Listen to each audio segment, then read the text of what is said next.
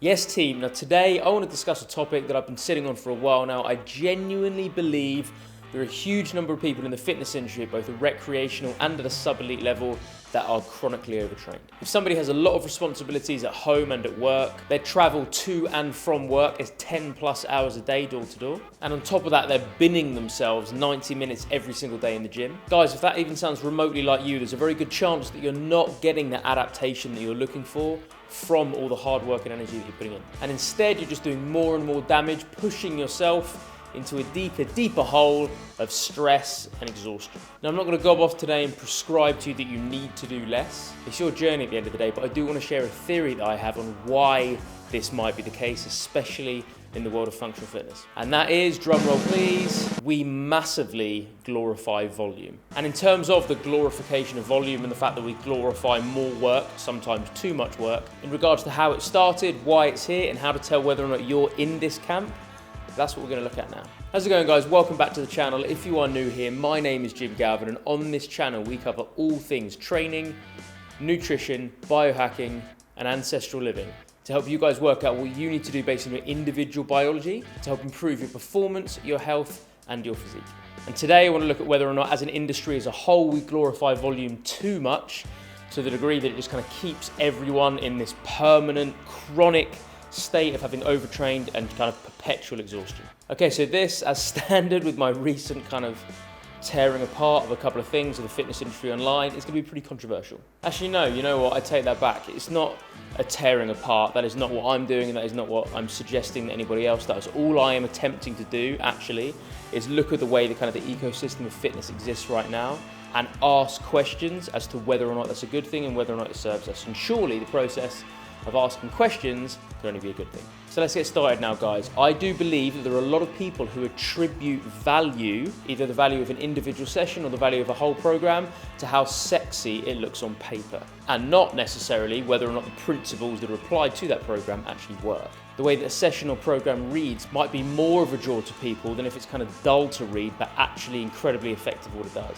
When you combine this with the fact that a lot of people kind of associate a successful session with fatigue, and in fact, taking this one step further, if you're one of those people, and if you're not, that's fine, but you probably know someone who is, unless they finish a session kind of like super sweaty, super knackered, having properly put themselves in the bin, they don't really consider it a good session because they don't feel as though they're putting in enough work to progress or get any kind of good adaptation. And I kind of get that from an intellectual and an emotional standpoint, but at the end of the day, that might not necessarily be the best way to continue to progress. I've had sessions that on paper looked easy because they were quite low volume, but if I don't just kind of get them done, if I properly white knuckle, attack, kill it, it's going to be a hell of a lot harder than you might think. An amazing example of this is the West Side for Skinny Barbells program, which is like a generalized strength and conditioning program written by Joe DeFranco, an amazing coach from the US, as kind of an offshoot of the West Side Barbell program written by the legendary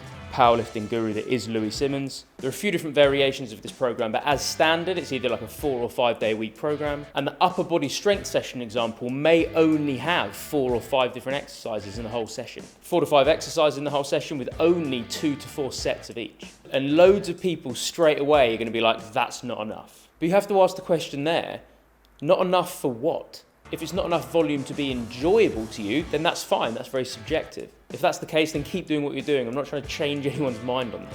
But if it's your genuine belief that that kind of program isn't enough objectively to get a benefit and to get any kind of good adaptation, then I can guarantee you straight away, you are wrong.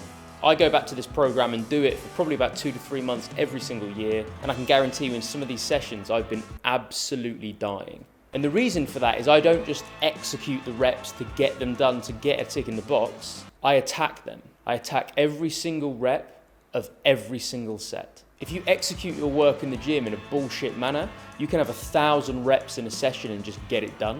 But if that is the case, then I know that you're training in a bullshit manner. Because by the time I get to roughly 100 reps in a session, I feel like I've been abused. And yes, different people have different tolerances to volume, I get that. The purpose of my channel is literally about biological individuality and finding out what works for you through different testing mechanisms, but only to a point. There is biological variability that will change your tolerance to volume, and that might be different compared to mine. But if I'm more in the bin after 100 reps in a strength session than you are after 1,000, there's no two ways about it. You are lacking intensity. Intensity and volume exist in a very delicate balance in the training and programming world. And it is my honest belief that another reason that we glorify volume, in addition to it looking sexier on paper and our kind of weird addiction to feeling sweaty and out of breath and thinking that that's the only way to get progress, is that ironically, it actually allows us to avoid training intensely. It's the same reason why running a 10K generally in the macro for most people is probably more palatable than doing a proper, hard, intense executed hill sprint session.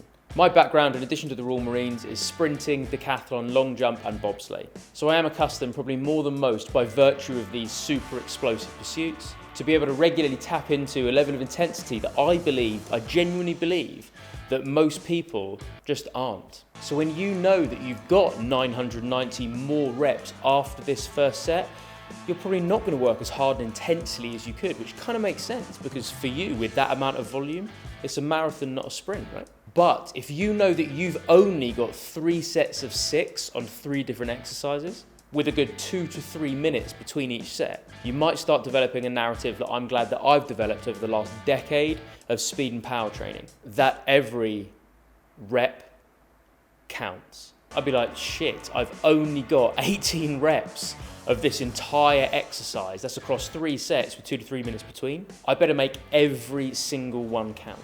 To a point where it's either a real, like a genuine grind to finish the set, and it feels slower and it feels harder on reps 5 and 6, or if it's not feeling that heavy and I get to rep 4 and it's still feeling fine, I might throw in some pauses on the last 2, or focus a little bit more on eccentric tempo and have a 4 count on the way down.